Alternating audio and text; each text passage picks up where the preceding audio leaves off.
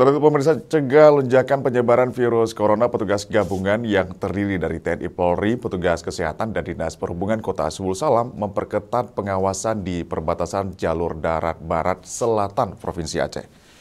Di pos pemeriksaan, checkpoint milik Dinas Perhubungan di Desa Jontor, Kecamatan Penanggalan, Kota Subul Salam, Provinsi Aceh, satu persatu kendaraan bermotor tak luput dari pemeriksaan petugas penanganan COVID-19 tempat.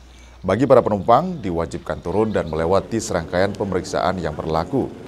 Untuk dapat melintasi jalur ini, warga wajib mengantongi surat tanda sehat, lulus rapid test, serta sejumlah syarat lainnya sesuai dengan edaran yang telah dikeluarkan oleh pemerintah daerah. Jadi mulai hari ini, dari kemarin sudah kita imbau supir, tapi masih juga misalnya tidak mematuhi, tapi untuk hari ini